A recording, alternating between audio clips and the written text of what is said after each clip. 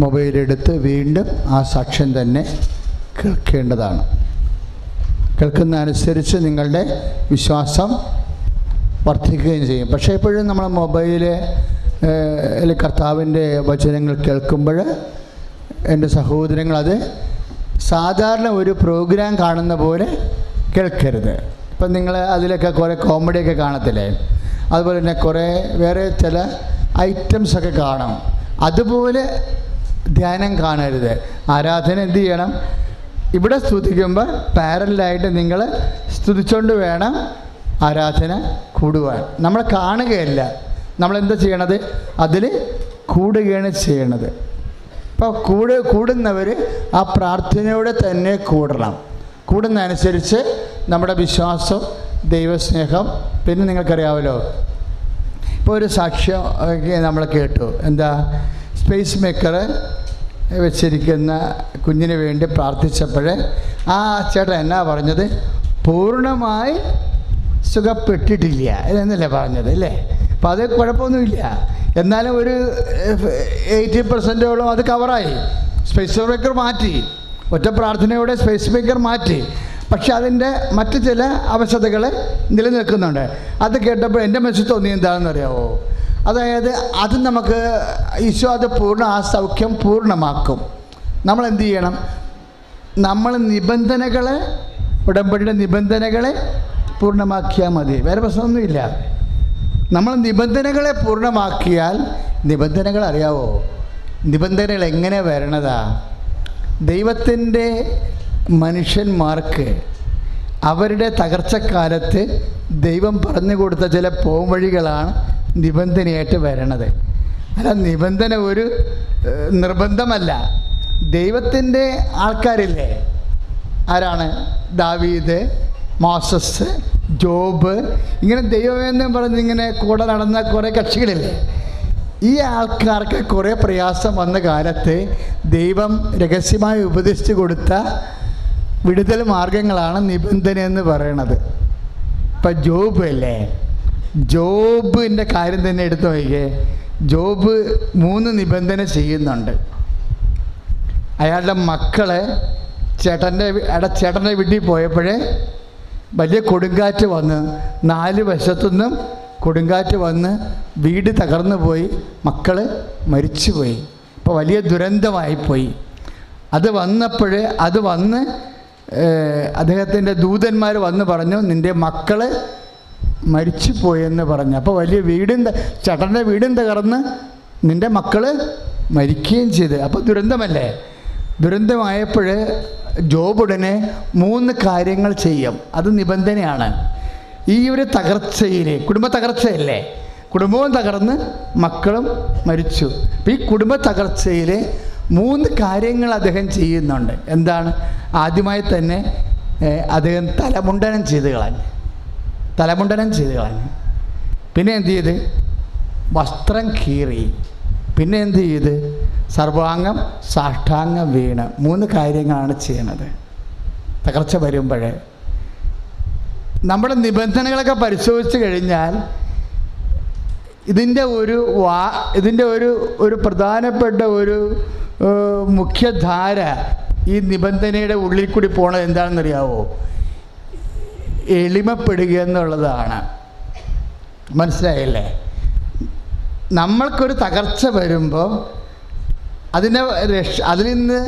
അതിനെ അതിജീവിക്കാനുള്ള മാർഗം. ഇപ്പം ജോബിൻ്റെ പുസ്തകം 1-ാം അധ്യായത്തിലാണ് 22-ാമത്തെ വാക്യം. ജോബ് 1:22. ശ്രുതിയുടെ മക്കളെ, യേശുവേ സ്തോത്രം.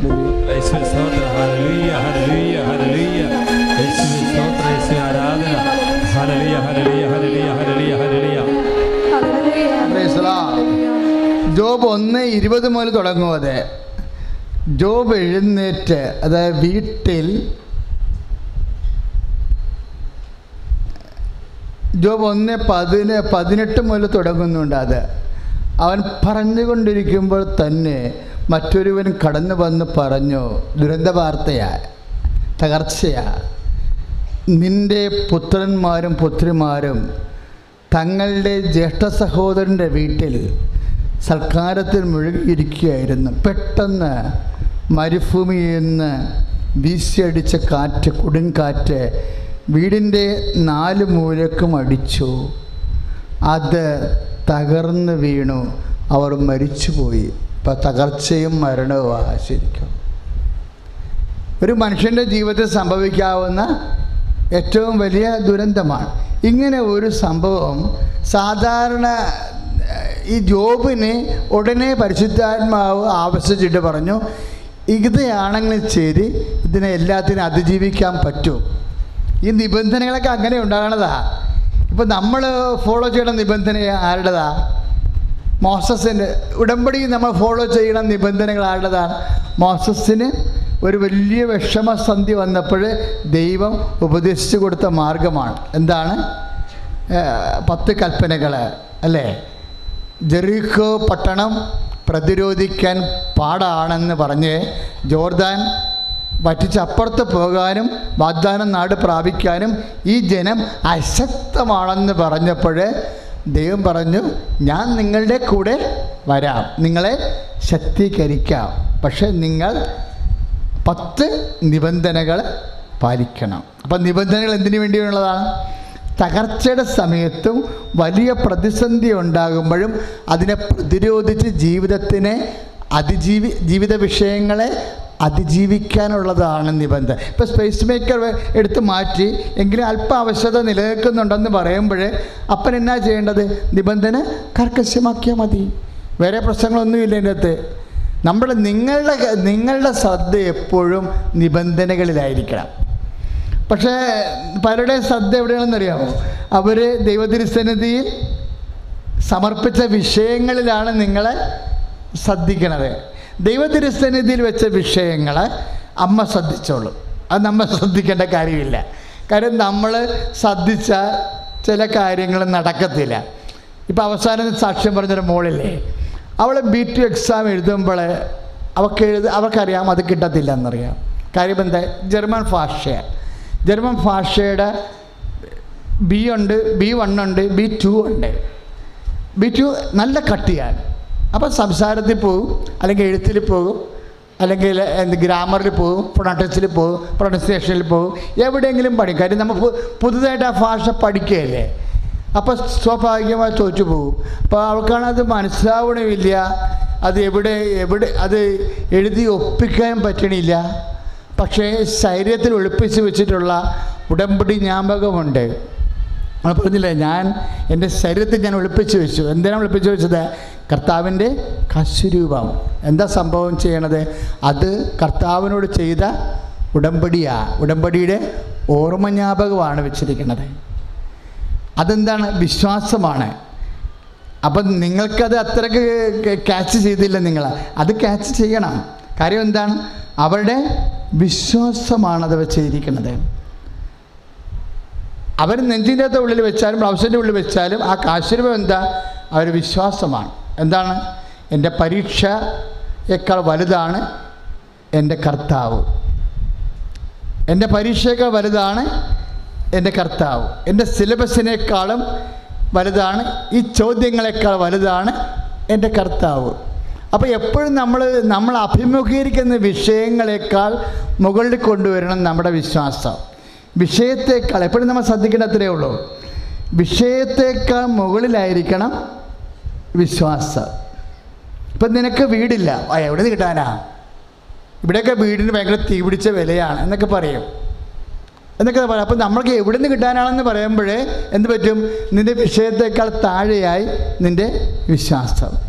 അപ്പോൾ എപ്പോഴും നമ്മൾ ചെയ്യേണ്ടതെന്ന് വെച്ച് കഴിഞ്ഞാൽ, ദൈവം എപ്പോഴും അറിയാമല്ലോ, ഉടമ്പടിയുടെ മനുഷ്യ പങ്കാളി എപ്പോഴും 0- ആയിരിക്കും. ഉടമ്പടിയുടെ മനുഷ്യ പങ്കാളി എന്ന് പറയുന്നത് ആരാ? നോഹിൻ്റെ കാലം മുതൽ, എബ്രഹാത്തിൻ്റെ കാലം മുതൽ, മോസസിൻ്റെ കാലം മുതൽ, ഈശോൻ്റെ കാലം വരെ ഉടമ്പടിയുടെ മനുഷ്യ പങ്കാളി. ഉടമ്പടിക്ക് 2 പങ്കാളി ഉണ്ടാവും, ദൈവ പങ്കാളിയും ഉണ്ടാവും, മനുഷ്യ പങ്കാളിയുണ്ട്. ഈ മനുഷ്യ പങ്കാളിയുടെ അവസ്ഥ വളരെ മോശമായിരിക്കും അല്ലേ? നോഹ് ഒരു മനുഷ്യ പങ്കാളിയാണ്. അയാളുടെ മുമ്പിലുള്ള എന്താ? ചീഞ്ഞളിഞ്ഞ ശവങ്ങൾ പൊങ്ങുന്ന ഒരു ഭൂമിയാണ് ഉണ്ടായത്. ദൈവം ഉടമ്പടി നോക്കിനോട് ചെയ്യുമ്പോൾ അദ്ദേഹത്തിന് ചുറ്റും ശവങ്ങൾ പൊങ്ങിക്കിടക്കുകയാണ്. പ്രളയത്തിൽ ചത്തവരുടെ ശവങ്ങളെ, പ്രളയത്തിൽ ചത്തുപോയവരുടെ ശവങ്ങളും മുങ്ങിപ്പോയ വീടുകളും നശിഞ്ഞുപോയ ഒരു ലോകമാണ് അദ്ദേഹത്തിന് ചുറ്റും കിടക്കുന്നത്. അപ്പം ആ സമയത്താണ് ഉടമ്പടി എന്ന വലിയ ആശയം വരണത്. ഉടമ്പടി ബൈബിളിൽ വരണത് അങ്ങനെയല്ലേ? നോഹിൻ്റെ കാലത്തല്ലേ ആദ്യത്തെ ഉടമ്പടി വരണത്. അപ്പോൾ ഉടമ്പടി വരുമ്പോൾ ചുറ്റോട് ചുറ്റും കിടക്കുന്ന ഭൂമിയും ഭൂപ്രദേശവും ചുറ്റുപാടുകളും പരിസരങ്ങളും ദ്രവിച്ചതും ചീഞ്ഞതും എല്ലാം തകർന്നതുമായിരിക്കും. മനുഷ്യ പങ്കാളി എപ്പോഴും 0- ഈ 0- നിന്ന് ജീവിതം എങ്ങനെയാണ് ദൈവത്തിൻ്റെ സ്വപ്നത്തോളം എത്തിക്കുന്നത്? അതിൽ വിശ്വസിക്കുമ്പോഴാണ്. അതിൽ നമ്മൾ വിശ്വസിക്കുമ്പോഴാണ്. ഈ വിശ്വാസം പല തരമുണ്ടെന്ന് അച്ഛൻ പറഞ്ഞു. ഇപ്പം മനസ്സിലാകാത്ത പരീക്ഷയ്ക്കും എഴുതാൻ പറ്റാത്ത പരീക്ഷയുടെ മേലാണ് ആ സഹോദരി വിശ്വാസം പ്രഖ്യാപിച്ചിരിക്കുന്നത്, അല്ലേ? മനസ്സിലാകാത്ത പരീക്ഷയാണ്, എഴുതാൻ പറ്റാത്ത കടുകട്ടിയായ വിഷയത്തിൻ്റെ മേലെ വിശ്വാസം. അപ്പോൾ എന്ത് പറ്റി?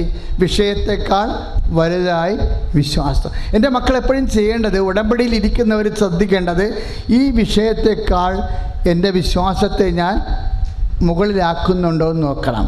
മുകളിലാക്കണത് എങ്ങനെയാണ്? മുകളിലാക്കുന്നത് വിശ്വാസത്തെക്കാൾ, ഇപ്പം ജോബ് വിഷയത്തെക്കാൾ അവൻ്റെ വിശ്വാസം മുകളിലാക്കി. അവനെന്താ ചെയ്തിരിക്കണത്? തലമുണ്ടനം ചെയ്തോടനെ. മനുഷ്യൻ്റെ തലമുടി അറിയാമല്ലോ, അവൻ്റെ ഭംഗിയും അവൻ്റെ വ്യക്തിത്വവും അവൻ്റെ ഔന്നത്യവും ഒക്കെ കുറേയൊക്കെ തലമുടികളിലാണ് ഇരിക്കുന്നത്. അവൻ ഷവരം ചെയ്ത് കളഞ്ഞു. അപ്പോൾ എന്തിനാണ് അങ്ങനെ ഷവരം ചെയ്ത് കളയണതെന്ന് അറിയണം. രണ്ടാമത് അവൻ ചെയ്യണത് എന്താണ്? മനുഷ്യൻ്റെ പിന്നെ ഔന്നത്യമുള്ളത് എവിടെയാണ്? അവൻ്റെ വസ്ത്രമാണ്. അവൻ്റെ വസ്ത്രം. നമ്മളിപ്പോഴേ മലയാളികൾ എന്താ പറയണത്? ചത്ത് കിടന്നാലും ചവഞ്ഞ് കിടക്കണം. നമ്മളങ്ങനെ വിട്ടുകൊടുക്കത്തില്ല. വീട്ടിലെ പട്ടിണി പുറത്തറിയിക്കത്തില്ല. നമ്മൾ പുറത്ത് നല്ല ഡീസൻ്റായിട്ട് തന്നെ ജീവിക്കും. കർത്താവിൻ്റെ ഇഷ്ടമാണത്, കർത്താവിൻ്റെ പോളിസിയാണത്. കർത്താവ് എന്താ പറഞ്ഞത്? നിങ്ങൾ ഉപവസിക്കുകയാണെങ്കിൽ മര്യാദയ്ക്ക് പോയി കുളിക്കുക, നല്ല സുഗന്ധം പൂശുക, മുടിയിൽ മുഖം കഴുകുക, എണ്ണ തേക്കുക, സ്മാർട്ടായിട്ട് നടക്കാൻ പറയും. കൈയടിച്ച് കർത്താവ് സേവലി.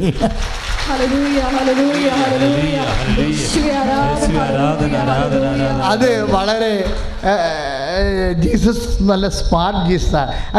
ആ കാഴ്ചപ്പാടൊക്കെ എന്ത് സ്മാർട്ടാണ് കാഴ്ചപ്പാട്. അലവരാതിയായിട്ട് നടക്കരുതെന്നാണ്, സ്മാർട്ടായിട്ട് നടക്കണം.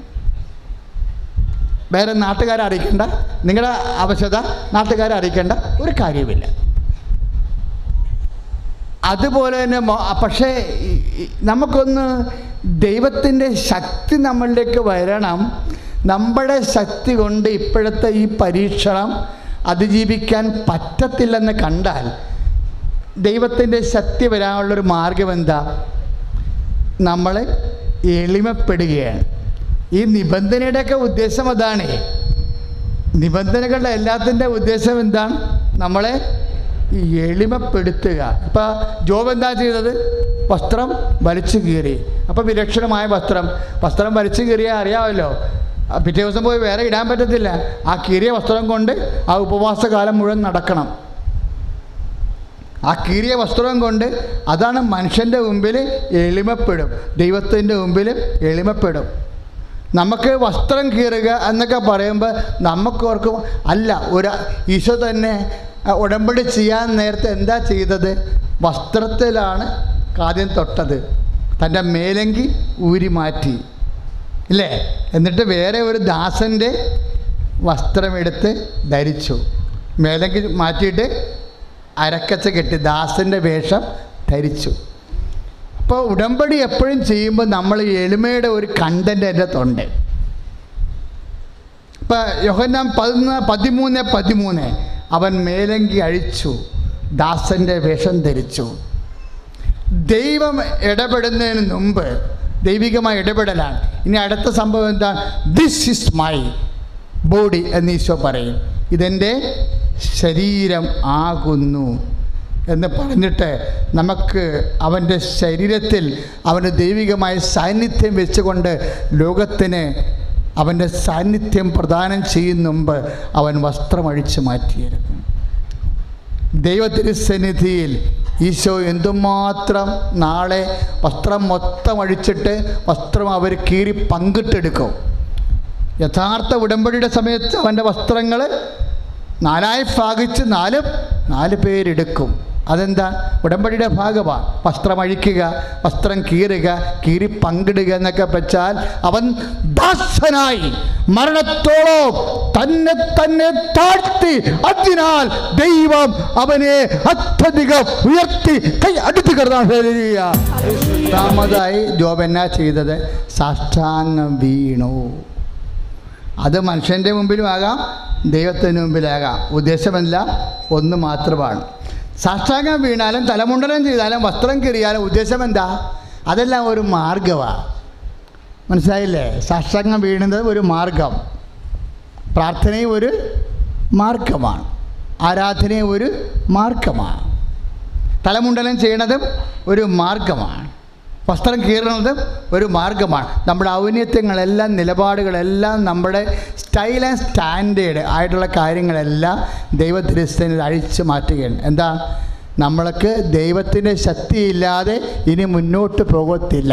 അപ്പോൾ ദൈവത്തിൻ്റെ ശക്തി നമുക്ക് ലഭിക്കാൻ വേണ്ടി നമ്മളെ തന്നെ ഈ നിബന്ധനകളുടെ ഉദ്ദേശം എന്താണ്? എളിമപ്പെടുത്തുക. അതാണ് ജോബ് വീണ്ടും എന്തുകൊണ്ട് ജോബ് തലമുണ്ടനം ചെയ്തു? എന്തുകൊണ്ട് ജോബ് വസ്ത്രം കീറി? എന്തുകൊണ്ട് ജോബ് സാഷ്ടാംഗം വീണു എന്ന് പറയുന്നുണ്ട്. എവിടെ പറയണത്? അത് 22-ാം അധ്യായം 23-ാമത്തെ വാക്യം. ജോബ് 22-23. സർവശക്തൻ്റെ സന്നിധാനത്തിലേക്ക് തിരിച്ചു വരികയും, ദൈവത്തെങ്കിലേക്ക് തിരിച്ചു വരുന്നതിൻ്റെ ഭാഗമാണ് നിബന്ധനകളെല്ലാം. ദൈവത്തിൽ നിന്ന് അകന്നു പോകുമ്പോഴാണല്ലോ നമുക്ക് തകർച്ചയും രോഗവും വിഷമവും ദുരന്തവും ഒക്കെ ഉണ്ടാവുന്നത്. അപ്പോൾ നമ്മൾ തിരിച്ചു വരുമ്പോഴല്ലേ തിരിച്ചു വരണ്ടേ? അപ്പോൾ തിരിച്ചു വരാൻ വേണ്ടിയാണ് ജോബ് തലമുണ്ടനം ചെയ്തത്. തലമുണ്ടനം ചെയ്യുന്നതിൻ്റെ ഉദ്ദേശം എന്താ? സർവശക്തൻ്റെ സന്നിധാനത്തിലേക്ക്. ഏറ്റു പറഞ്ഞേ, സർവശക്തന്റെ സന്നിധിയിലേക്ക്. ജോബ് 22-23. സർവശക്തന്റെ സന്നിധാനത്തിലേക്ക്, സർവശക്തന്റെ സന്നിധാനത്തിലേക്ക് തിരിച്ചു വരികയും. അപ്പം നിങ്ങളുടെ നിബന്ധന പ്രകാരമുള്ള ഉപവാസങ്ങളില്ലേ, എന്താ ഉദ്ദേശിക്കുന്നത്? കർത്താവിൻ്റെ തിരുസന്നിധാനത്തേക്ക് തിരിച്ചു വരിക, കർത്താവിനോട് അടുത്ത് വരിക, തിരിച്ചു വരികയും നിന്നെ തന്നെ എളിമപ്പെടുത്തുകയും ചെയ്യുമെങ്കിൽ. പ്രൈസ് ദി ലോർഡ് എന്ന് പറഞ്ഞ് നിന്നെ തന്നെ എളിമപ്പെടുത്തുകയും ചെയ്യുമെങ്കിൽ. അതല്ല ഞാൻ പറഞ്ഞത്. പത്രം അവരവർ വാങ്ങിക്കണം, അവരവർ തന്നെ വിതരണം ചെയ്യണം. നിങ്ങൾ വാദ്യാരാണെങ്കിലും കളക്ടറാണെങ്കിലും മന്ത്രിയാണെങ്കിലും ഉടമ്പടി ചെയ്ത് നിങ്ങൾ തന്നെ പത്രം വാങ്ങിച്ച് നിങ്ങൾ തന്നെ വിതരണം ചെയ്യണം. എന്താ ഉദ്ദേശം? എന്താ? നിങ്ങൾ പഠിപ്പിച്ച കുട്ടികൾ വരുന്ന പള്ളികളിൽ നിങ്ങൾ നിന്ന് പത്രം കൊടുക്കും. അപ്പം നിങ്ങളെന്ത് ചെയ്യും? എളിമപ്പെട്ടിരിക്കും. അതാണ്. എന്തിനാണ്? നമ്മൾ ദൈവത്തിലേക്ക് തിരിച്ചു വരികയാണ്. അവിടെ പള്ളി പത്രം തീർന്നു കഴിയുമ്പോൾ, എല്ലാവരും കിട്ടിക്കഴിയുമ്പോൾ നമ്മൾ നാട്ടിലോട്ട് ഇറങ്ങും. കിട്ടാത്ത വീടുകളിൽ കൊണ്ടുപോയി കൊടുക്കും. എന്താ കാര്യം? ഈശോ ഈ ടീച്ചറിന് വന്നൊരു ഗതികേടെ പണ്ടത്തെ പാപമായിരിക്കും. നാട്ടുകാരെന്തെങ്കിലും തോന്നിയ ദിവസം പറയും, പറഞ്ഞില്ലാണ് കുഴപ്പം. നാട്ടുകാരെന്തെങ്കിലും നാട്ടുകാർ തോന്നിയ ദിവസം പറയുമ്പോൾ നമ്മൾ സ്തുതിക്കണം. എന്താ കാര്യം?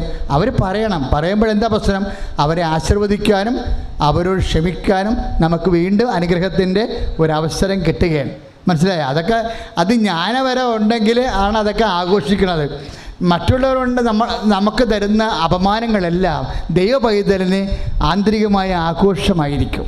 മനസ്സിലായില്ലേ? ദൈവപൈതലായിരിക്കണമെന്നേ ഉള്ളൂ, വേറെ കുഴപ്പമില്ല. അപ്പോൾ നിൻ്റെ കൂടാരത്തിൽ നിന്ന് അനീതിയെ നീ അകറ്റുമെങ്കിൽ. അപ്പോൾ എന്താ?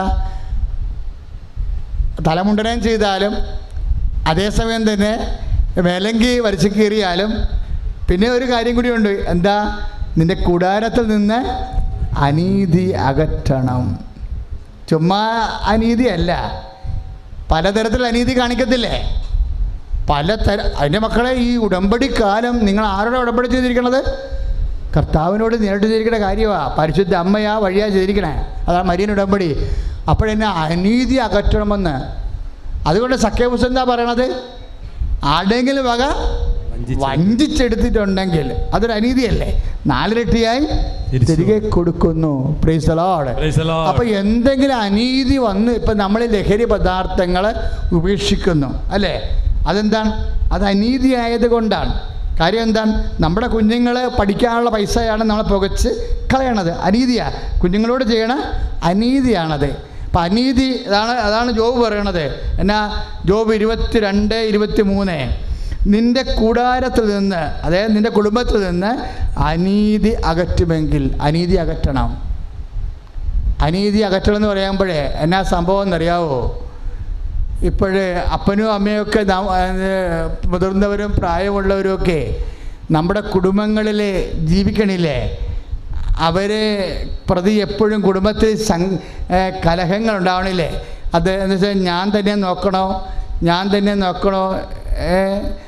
അപ്പൻ്റെ അമ്മയുടെയും സ്വത്തുകൾ എല്ലാ സഹോദരന്മാർക്കും ഒരുമിച്ചല്ലേ കിട്ടിയത്, ഓരോരുത്തരും നോക്കേണ്ടതല്ലേ എന്നൊക്കെ പറഞ്ഞുകൊണ്ട് അമ്മയെ പ്രതി അപ്പനെ പ്രതിയൊക്കെ ഭയങ്കര കടിപിടിയാണ്.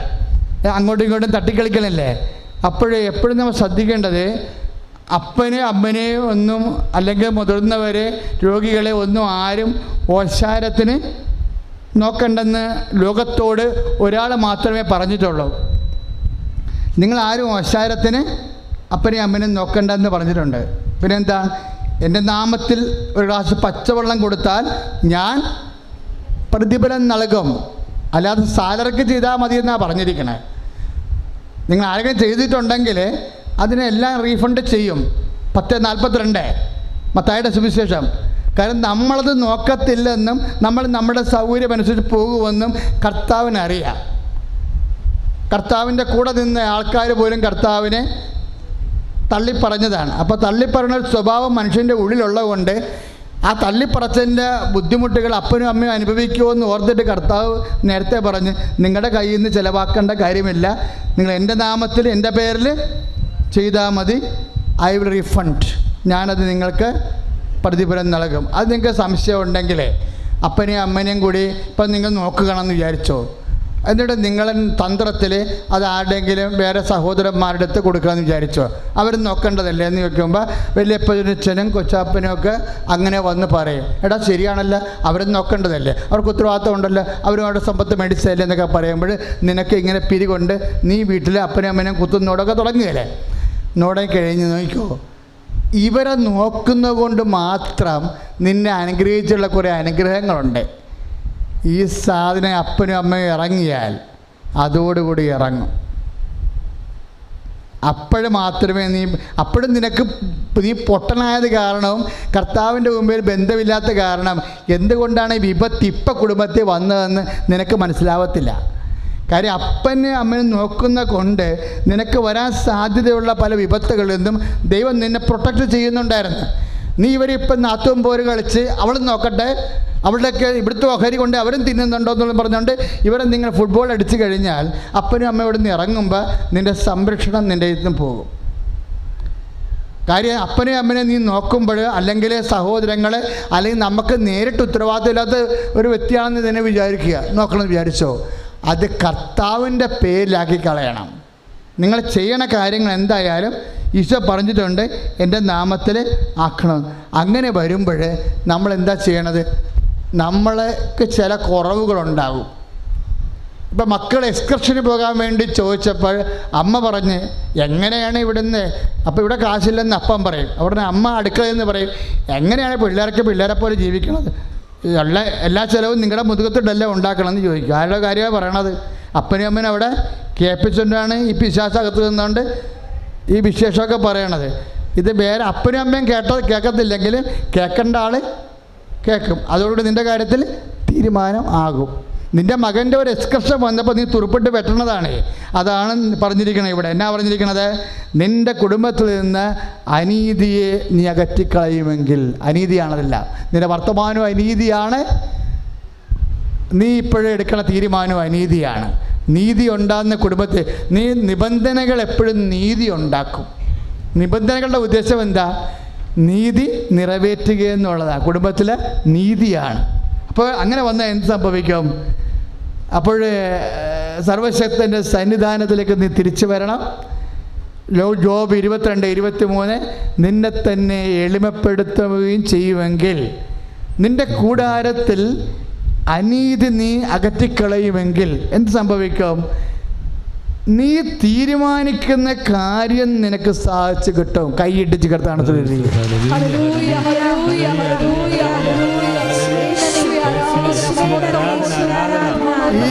ഈ വചനം ഒന്ന് വീട്ടിൽ പോയി വായിക്കണം കേട്ടോ. ജോബിൻ്റെ ഉള്ളതാണ്.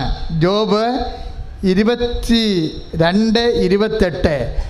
അതായത് സർവശക്തൻ്റെ സന്നിധാനത്തേക്ക് നീ തിരിച്ചു വരികയും നിന്നെ തന്നെ എളിമപ്പെടുത്തുകയും ചെയ്യുമെങ്കിൽ, നിന്റെ കൂടാരത്തിൽ നിന്ന് അനീതി നീ തുടച്ചു മാറ്റുമെങ്കിൽ എന്ത് സംഭവിക്കും? 22:28 എന്താ പറയണത്? നീ തീരുമാനിക്കുന്ന കാര്യം പറഞ്ഞേ, നീ തീരുമാനിക്കുന്ന കാര്യം നിനക്ക് സാധിച്ചു കിട്ടും.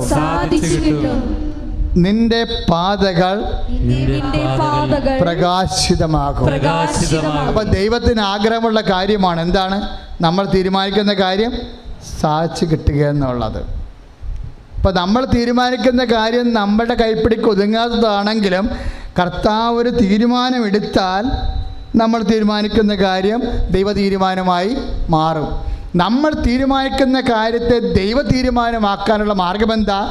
ദൈവത്തിൻ്റെ നിബന്ധനകൾ പാലിച്ചുകൊണ്ട് കൂടാരത്തിലും കുടുംബത്തിലും നീതി പുനഃസ്ഥാപിക്കണം. സ്തുതിയുടെ ഹല്ലേലൂയ.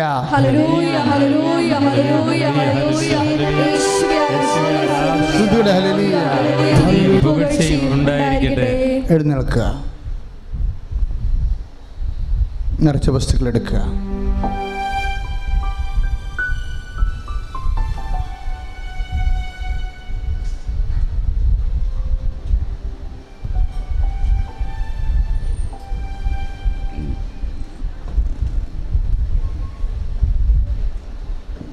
എല്ലാവരും എഴുന്നേൽക്കുക, നേർച്ച വസ്തുക്കൾ എടുക്കുക.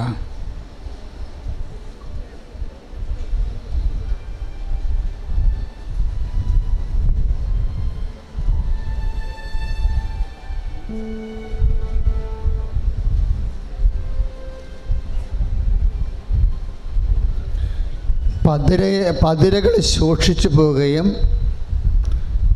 തുടയ്ക്ക് അമിതമായി നീര് കയറി വണ്ണം വെക്കുകയും തൊടയുടെ ഉൾഭാഗങ്ങളെ പൊട്ടി ഒലിക്കുകയും ചെയ്യുന്ന രോഗിയെ കർത്താവ് ഇപ്പോൾ സുഖപ്പെടുത്തിക്കൊണ്ടിരിക്കുന്ന ഹല്ലേലൂയ.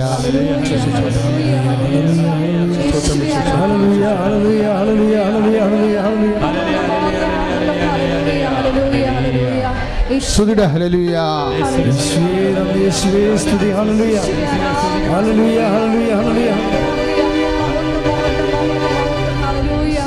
പിൻകഴുത്ത്, നമ്മുടെ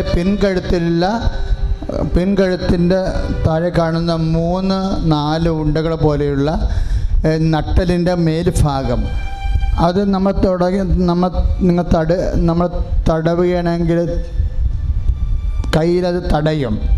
അത് അസ്ഥി പോലെ ചില ആൾക്കാർക്ക് ഇങ്ങനെ മുഴച്ചുകൊണ്ട് നിൽക്കുക. ഈ രോഗങ്ങളിൽ അവിടെ എന്തോ ദ്രവിപ്പോ അല്ലെങ്കിൽ വേദനയോ ഉണ്ടാകുന്ന രോഗികളുണ്ട്. അത് വരുമ്പോൾ തലക്ക് ഭയങ്കര കഴപ്പായിരിക്കും. തല നേരെ നിൽക്കാത്ത വിധത്തിൽ വിഷമം ഉണ്ടാവും. ആ വ്യക്തികൾ കർത്താവ് ഇപ്പോൾ സ്പർശിച്ചു കൊണ്ടിരിക്കുന്ന ഹല്ലേലൂയ.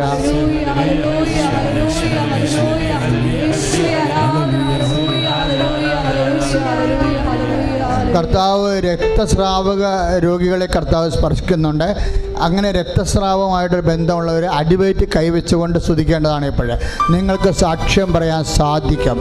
അതുപോലെ തന്നെ നമ്മുടെ കൈകളിങ്ങനെ മാംസം ഇങ്ങനെ കൂടിയിട്ട് ഇങ്ങനെ വള കിടക്കണ പോലെ നീര് കൈ ഞാടികളിൽ കിടക്കുന്നവരുണ്ട്. മാംസവും വളർന്ന് വള പോലെ ഇങ്ങനെ ചുറ്റി കിടക്കണ പോലെ കാണുന്നു. ആ വ്യക്തികളെ കർത്താവ് സൗഖ്യപ്പെടുത്തിക്കൊണ്ടിരിക്കുന്നു.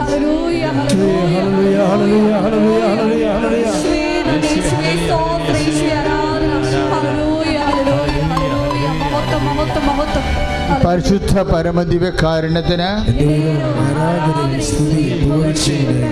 കർത്താവായ ദൈവമേ, തൈറോയിഡ് രോഗങ്ങള്, ടോൺസൈറ്റ് രോഗങ്ങള് ഇപ്പോൾ സ്പർശിക്കണമേ. ക്യാൻസർ രോഗികളെ ഇപ്പോൾ സ്പർശിക്കണമേ. കരട് രോഗികളെ ഇപ്പോൾ സ്പർശിക്കണമേ. കിഡ്നി രോഗികളെ ഓ ദിവ്യകാരുണ്യമേ ഇപ്പോൾ സ്പർശിക്കണമേ. എൻ്റെ പ്രിയപ്പെട്ടവരെ, കരൾ രോഗികൾ നെഞ്ചും കൂമ്പിനും, ഹൃദയ രോഗികൾ കൈ ഇടതുവശത്തും കൈവെക്കുക. കരൾ രോഗികൾ നെഞ്ചും കൂമ്പിനും, ഹൃദയ രോഗികൾ ഇടതുവശത്തും കൈവെക്കുക. ഈ ശുശ്രൂഷയിൽ അന്യ സംസ്ഥാനങ്ങളിലും ജില്ലകളിലും വിദൂര രാജ്യങ്ങളിലും ഇരുന്നുകൊണ്ട് കൂടുന്നവരെല്ലാം രോഗികൾ പ്രത്യേകം ശ്രദ്ധിക്കുക. ഇനി നിങ്ങൾക്ക് നിങ്ങളുടെ ബന്ധപ്പെട്ട മറ്റ് രോഗികൾക്ക് വേണ്ടി നിങ്ങളുടെ ശരീരത്തിന് അതേ ഭാഗത്ത് കൈവച്ചുകൊണ്ട് പ്രാർത്ഥിക്കാവുന്നതാണ്. ഈശോയ്ക്ക് വിശ്വാസത്തിൻ്റെ അടയാളം മാത്രമാണ് ഈ കൈവെപ്പുകളെല്ലാം. ഈ കൈവെപ്പുകളെല്ലാം ചെയ്യണത് വിശ്വാസത്തിൻ്റെ അടയാളമാണ്. നിങ്ങളുടെ ബന്ധുക്കളോ സ്വന്തപ്പെട്ടവരോ, ഇത് കൃപാസനമാണ്. അമ്മ മാതാവ് ജീവനോടെ പ്രത്യക്ഷപ്പെട്ട അനേകരെ ലക്ഷ്യങ്ങളെ സുഖപ്പെടുന്ന സ്ഥലമാണ്. നിങ്ങളെ ബന്ധപ്പെട്ടവരെ, നിങ്ങളെ മനസ്സിൽ ഓർക്കുന്നവരെ, നിങ്ങൾ എവിടെ ആയിരിക്കുന്നുവോ അവിടെ രോഗമുള്ള സ്ഥലങ്ങളിലേക്ക് നിൻ്റെ കൈകളെ വെക്കുക. നിൻ്റെ ഹൃദയ രോഗികളെ ഹൃദയത്തിലും, കരരോഗികളെ നെഞ്ചിൻ്റെ കൂമ്പിനും, കിഡ്നി രോഗികളെ പതകിനും കൈവെക്കുക. കിഡ്നി രോഗികളെ പതകിനും കൈവെക്കുക. ശ്രുതിയുടെ കർത്താവേ, കർത്താവേ, ശ്രുതിയുടെ ഹല്ലേലൂയ. കർത്താവേ, വിശുദ്ധ രക്തത്താൽ ഓരോ മകനും കർത്താവേ, ഞങ്ങളുടെ രോഗങ്ങളും ഞങ്ങൾ ആർക്ക് വേണ്ടി ഉദ്ദേശിക്കുന്നുവോ അവരുടെ രോഗങ്ങളും യേശു നാമത്തിലെ കർത്താവെ 32 കൊല്ലം അർപ്പിച്ച കൃപാന്റെ യോഗ്യതയാൽ കൃപാസനം അത്താര പ്രത്യയുടെ മാതാവിന്റെ മധ്യത്വത്തിലെ യേശു നാമത്തിലെ സൗഖ്യം പ്രാപിക്കട്ടെ. ഹല്ലേലൂയ. വീണ്ടും മക്കളില്ലാത്തവർ അടിവയറ്റിൽ കൈവെക്കട്ടെ. ഇനി നിങ്ങൾക്ക് നിങ്ങളുടെ ബന്ധുക്കൾക്ക് വേണ്ടിയും ഇതേ ശുശ്രൂഷ ചെയ്യാവുന്നതാണ്. ഈ കൈവെപ്പെല്ലാം നമുക്കറിയാമല്ലോ, സഭയുടെ അനാദികാലം മുതലുള്ള ദൈവാനുഗ്രഹത്തിൻ്റെ മാധ്യമ അനുഷ്ഠാനമാണ് കൈവെപ്പ്. ആ കൈവെപ്പ് ഇപ്പോൾ നിങ്ങൾ വെക്കുന്ന ആരെ ഉദ്ദേശിച്ചാണ്? നിങ്ങളുടെ മകള് ചിലപ്പോൾ ഇവിടെ ഉണ്ടാവത്തില്ല. അവൾ ചിലപ്പോൾ കുവൈറ്റിലോ അന്യനാട്ടിലോ ആയിരിക്കും, പക്ഷെ അവൾക്ക് മക്കളില്ല. നിങ്ങൾ അവളെ ഓർത്തുകൊണ്ട് നിങ്ങളുടെ അടിവയറ്റിൽ കൈവെക്കണം. കാര്യം എന്താണ്? അവൾ ഓർക്കുമ്പോൾ നിങ്ങൾ കൈവെക്കണത് ആരുടെ നാമത്തിലാണ്? യേശു നാമത്തിലാണ്. പ്രാർത്ഥിക്കുക. കർത്താവായ ദൈവമേ, യേശു നാമത്തിൽ ഞങ്ങൾ അനുസ്മരിച്ചുകൊണ്ട് വിശ്വാസം പ്രഖ്യാപിച്ചുകൊണ്ട് മക്കളില്ലാത്ത ദമ്പതികൾക്ക് ഞങ്ങൾ പ്രാർത്ഥിക്കുന്ന കർത്താവേ, അവർക്ക് ഈ നിമിഷം അങ്ങ് നൽകുന്ന കുഞ്ഞുമായി ഈ അൾത്താറയിൽ വന്ന് സാക്ഷ്യപ്പെടുത്തുവാൻ ഈശോ അനുഗ്രഹിക്കണമേ. ശ്രുതിയുടെ ഹല്ലേലൂയ. എന്താണെന്ന് അച്ഛന് മനസ്സിലാവണില്ല. അതായത് വലിച്ചിലെന്ന് പറയണത് അകത്തുള്ള ഞരമ്പുകളുടെ വലിച്ചിലാണ്. അകത്തുള്ള ചില ഞരമ്പുകൾ ചിലപ്പോൾ സമയത്ത് തലയുടെ ഉള്ളിലുള്ള ചില ഞരമ്പുകൾക്ക് മുമ്പത്തേക്കാൾ ടെൻഷൻ വരും. അതാണ് വലിച്ചിൽ രോഗമെന്ന് അച്ഛനെ ഉദ്ദേശിക്കണം. അങ്ങനെ രോഗമൊന്നുമില്ല, പക്ഷേ ഇപ്പോഴും ആത്മാവിൽ കർത്താവ് എനിക്ക് നൽകുന്ന ഒരു ഇൻറ്റ്യൂഷൻസാണ് വലിച്ചിൽ രോഗം. അകത്തെവിടെയെങ്കിലും പേശികൾ ചിലപ്പോൾ പെട്ടെന്ന് അതിൻ്റെ സൗഷ്ഠവം, അതിൻ്റെ അയത്നമായിട്ടുള്ള ചലനങ്ങൾ കുറഞ്ഞിട്ട് ഏതെങ്കിലും ഇൻഫെക്ഷൻ കൊണ്ട് വലിഞ്ഞു മുറുകുന്നുണ്ടെങ്കിൽ അത് വലിച്ചിൽ രോഗമാണ്. അകത്ത് ആന്തരിക വലിച്ചിൽ രോഗങ്ങളെ കർത്താവ് ഇപ്പോൾ സുഖപ്പെടുത്തിക്കൊണ്ടിരിക്കുന്നു. ഹല്ലേലൂയ. യേശു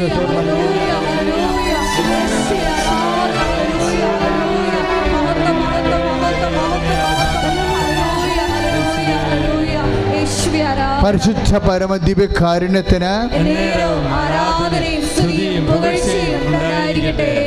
ജോലി ഇല്ലാത്തവര്, ജോലി നഷ്ടപ്പെടുന്നവര്, ജോലിക്കുള്ള വരുമാനം കൊണ്ട് കാര്യങ്ങൾ നടക്കാത്തവര്, സാമ്പത്തികമായ ബാധ്യത വരുന്നവർ, അവർക്ക് വേണ്ടി പ്രാർത്ഥിക്കുന്ന സമയമാണ്. നിങ്ങൾ എന്നെ കേൾക്കുന്ന എല്ലാവരും ഇപ്പോഴ് ഈ ശുശ്രൂഷ കഴിഞ്ഞും ഈ ശുശ്രൂഷ പങ്കെടുക്കുന്നവരുണ്ട്. ഈ ശുശ്രൂഷ ഇപ്പോൾ പങ്കെടുക്കുന്നവർ 3000-3800 പേരേ ഉള്ളൂ യൂട്യൂബിൽ പങ്കെടുക്കുന്നവർ ഈ സമയത്ത്. പക്ഷേ സന്ധ്യക്കുള്ളിൽ 10,000-37,000 പേരാകും. അതൊരു 3-4 ദിവസം കഴിയുമ്പോൾ 42,000-47,000 പേരാകും. അപ്പം അങ്ങനെയുള്ള ഏത് സമയത്തും ഈ ശുശ്രൂഷയെ ലൈവായി പങ്കെടുക്കുന്ന മക്കളെ, നിങ്ങളെ ഉൾപ്പെടെയുള്ളവർക്ക് മേൽ അച്ഛനോട് ചേർന്ന് പ്രാർത്ഥിക്കർത്താവായ ദൈവമേ,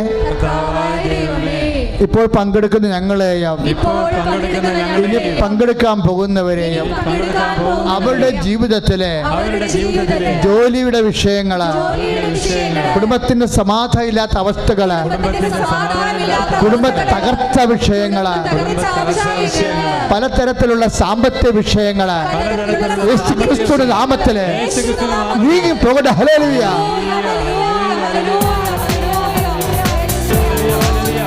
ആദ്യം മുതലേ ഉണ്ടായിരുന്നൊരു മെസ്സേജാണ്. ആ മെസ്സേജ് മാറണില്ല. ആദ്യം വന്നപ്പോൾ പിന്നെ ഞാൻ മറന്നുപോയി. വേറെ മെസ്സേജ് വന്നപ്പോൾ അതാണ് പറഞ്ഞത്. അത് മുഖത്ത് കുരുക്കൾ, നമ്മൾ മുഖക്കുരു അല്ല, ഒരുതരം ചൊറി പോലെ ഇങ്ങനെ വരും. എന്നിട്ടത് കുറച്ച് കഴിയുമ്പോൾ കറുത്ത നിറമാകും, അതിന് ഭയങ്കര ഊത്തലാകും. ഇങ്ങനെ ശരീരത്തിൽ ഇങ്ങനെ ചെറുതായിട്ടിങ്ങനെ പൊങ്ങി വന്നു, പിന്നെ കറുത്ത നിറമായി മാറി, പിന്നെ സഹിക്കാത്ത ഊത്തലായി. ആ രോഗങ്ങളെ കർത്താവ് സുഖപ്പെടുത്തിക്കൊണ്ടിരിക്കുന്നു. ഹല്ലേലൂയ.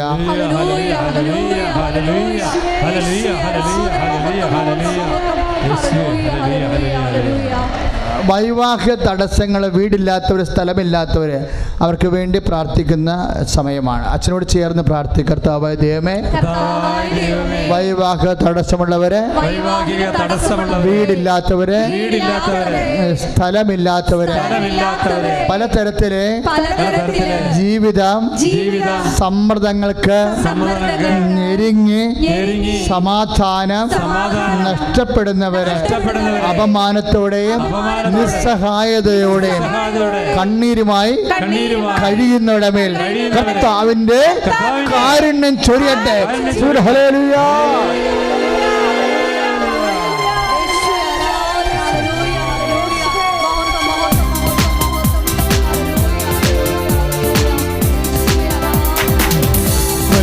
കാരുണ്യത്തിന് ബിസിനസ് തകർച്ചകൾക്ക് വേണ്ടി പ്രാർത്ഥിക്കാൻ ഈശോ ഇപ്പം തന്നിരിക്കുന്ന ആന്തരികമായ പ്രേരണയാണ്.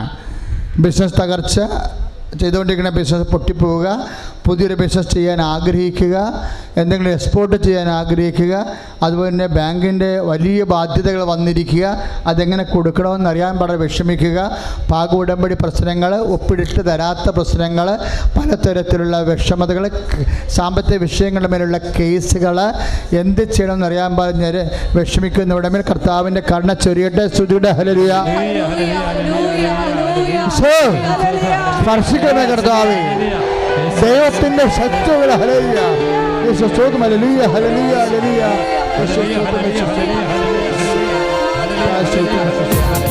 ഉള്ള എല്ലാ പ്രാർത്ഥനകളും 1 by 1 ആയിട്ട് ഈശോ ഇന്നത് പ്രാർത്ഥിക്കുമെന്ന് ആന്തരിക പ്രേരണ കിട്ടിയിട്ടാണ് പ്രാർത്ഥിക്കുന്നത്. അതിൻ്റെ അർത്ഥം എന്താണെന്നറിയാമോ? ഞാൻ വളരെ ഹാപ്പിയാണ്.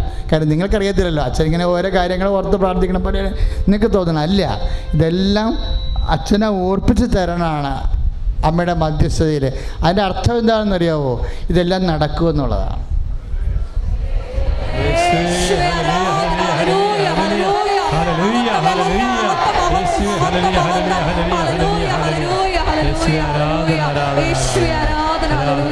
ഇപ്പോഴ് അവസാനമായിട്ട് എന്നാണെന്നറിയാമോ? തീരുമാനം എടുക്കാൻ പറ്റാത്തവരുണ്ടെന്നാണ് പറയണത്. അവർക്ക് ഈ ആഴ്ച തീരുമാനം വരും. 7 ദിവസമാണ്. 7 ദിവസത്തിൽ തീരുമാനം. എന്താ തീരുമാനം എടുക്കാൻ പറ്റാത്തത്? ഇപ്പോൾ ചില ആൾക്കാർക്ക്, ഇപ്പോൾ പിള്ളേർക്കാണെങ്കിൽ ഒരു ഉദാഹരണം ഞാൻ പറയാൻ, ഇത് വിഷനിലുള്ളതല്ല, ഉദാഹരണമാണ്. ഇപ്പോൾ ഉദാഹരണത്തിന് ഏത് സബ്ജക്റ്റ് എടുക്കണമെന്ന് അറിയില്ല, ഏത് രാജ്യത്തേക്ക് പോകണമെന്ന് അറിയില്ല, ഏത് വസ്തു വിൽക്കണമെന്ന് അറിയത്തില്ല. ആദ്യം വസ്തു വിൽക്കണോ, അത് ആദ്യം പെര വെക്കണോ, അത് മകളെ കെട്ടിക്കണമെന്ന് അറിയില്ല. അപ്പോൾ ഇങ്ങനെ ഓരോ കൺഫ്യൂഷൻസ് വരികയതിൽ.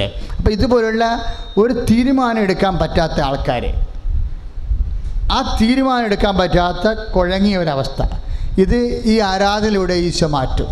നിങ്ങൾ അച്ഛനോട് ചേർന്ന് പ്രാർത്ഥിക്കുക. കർത്താവായ ദൈവമേ, പരിശുദ്ധ അമ്മയുടെ മധ്യസ്ഥതയിലെ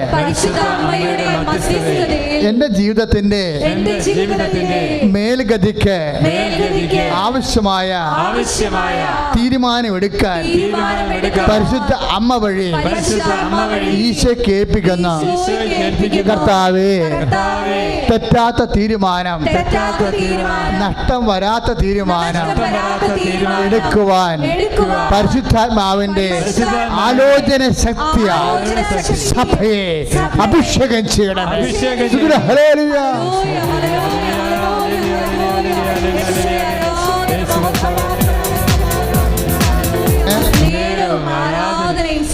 പുകഴ്ചയും ഉണ്ടായിരിക്കട്ടെ.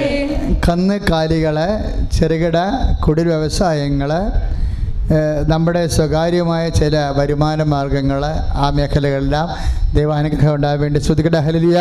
Hallelujah, hallelujah, hallelujah, hallelujah. നല്ലവനായ ഈശോയെ, അങ്ങനെ മക്കളെ കഞ്ഞിപ്പിച്ച് പോകാൻ, ആഹാരം കഴിച്ചു പോകാൻ, സമാധാനം, അവിടെ വരുമാന മാർഗങ്ങളെ കർത്താവേ നീ ആശീർവദിക്കണമേ കർത്താവേ, അവിടെ നിലനിർത്തി കൊടുക്കണമേ കർത്താവിൻ്റെ കരുണ അല്ലെങ്കിൽ ആവശ്യിക്കട്ടെ. ഹല്ലേലൂയ.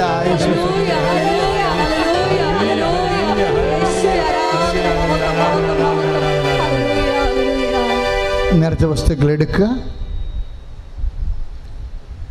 പത്രം, തിരി, തേന്, വാങ്ങിച്ചിട്ടുള്ള കാശുരൂപങ്ങൾ എന്തായാലും എടുക്കുക.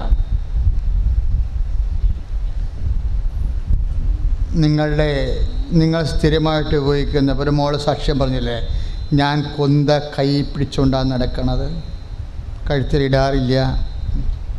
ഇപ്പം നമ്മൾ സ്ഥിരമായി ഉപയോഗിക്കുന്ന വസ്തുക്കൾ അതെടുക്കണം. ഇപ്പോഴ് അമ്മയുടെ മധ്യസ്ഥത്തിൽ ആരാധനയിൽ ആശീർവദിക്കാൻ പോവുകയാണ്.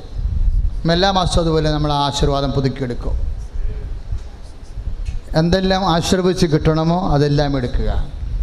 കർത്താവിൻ്റെ ഉന്നതമായ നാമത്തിൽ 32 കൊല്ലത്തെ പൗരോഹിത്യത്തിൻ്റെ വലിയ യോഗ്യതയാണ്. എന്നെക്കുറിച്ച് പറഞ്ഞാൽ ചെറിയ യോഗ്യത, കർത്താവിനെക്കുറിച്ച് പറഞ്ഞാൽ വലിയ യോഗ്യത. അമ്മ മാതാവിൻ്റെ മധ്യസ്ഥത്തിലാണ് ഈ നേർച്ച വസ്തുക്കൾ ആശീർവദിക്കുന്നത്. കയ്യിലെടുത്താൽ മതി, ഞാൻ പറയാം. പത്രങ്ങൾ വാങ്ങിക്കാത്തവരെ വാങ്ങിക്കണം. നമ്മുടെ എല്ലാ പത്രവും അതാത് സ്ഥലങ്ങളിലേക്ക് പോകുന്നവരെ, ഇപ്പോൾ തമിഴ്നാട്ടുകാർ ഒത്തിരി പേരുണ്ട്, ട്രിച്ചി, ഈറോഡ്, കോയമ്പത്തൂർ, ഒത്തിരി പേര് ഇന്ന് ആ വെളുപ്പിനെ തന്നെ വണ്ടിയാക്കി എത്തിയിട്ടുണ്ട്. അവരെല്ലാവരും വാങ്ങിക്കേണ്ട തമിഴ് പത്രമാണ്. കന്നഡയിൽ നിന്നുള്ളവരെ ഇന്നലെ രാത്രി തന്നെ ഇവിടെ വന്ന് താമസിച്ചിട്ടുണ്ട്. അവർ കന്നഡ പത്രമാണ് വാങ്ങിക്കേണ്ടത്. ആന്ധ്രയിലുള്ളവർ തെലുങ്ക് പത്രം വാങ്ങിക്കണം. ബോംബെ, ബാംഗ്ലൂരുള്ളവരെല്ലാം ഡൽഹി ഇംഗ്ലീഷ് പത്രം വാങ്ങിക്കണം. എല്ലാ പത്രവും ഓഫീസിലുണ്ട്. എല്ലാ പത്രവും ആശീർവദിച്ച് വെച്ചിരിക്കുകയാണ്. എങ്കിലും നമ്മൾ വീണ്ടും ആരാധനയിൽ പ്രത്യേകമായി ആശീർവദിക്കും. പത്രം വാങ്ങിക്കുന്നവർ അതിൻ്റെ കൂപ്പൺ കൂടി വാങ്ങിക്കണമെന്ന് പ്രത്യേകം ഓർപ്പിക്കുക. കാര്യം കൂപ്പൺ നിങ്ങളുടെ പ്രേക്ഷിത പ്രവർത്തനം നോക്കിയിട്ടാണ് നിങ്ങൾക്ക് ഉടമ്പടി കാരുണ്യ പ്രവൃത്തികളും നോക്കി അനുദിനമുള്ള പ്രാർത്ഥനാ പദ്ധതികളും എല്ലാം നോക്കിയിട്ടാണ് 3 മാസം ആകുമ്പോൾ ഉടമ്പടി 1-ാം ഘട്ടം കഴിയുമ്പോഴും 2-ാം ഘട്ടം കഴിയുമ്പോഴും ഉടമ്പടി പുതുക്കി തരുന്നത്.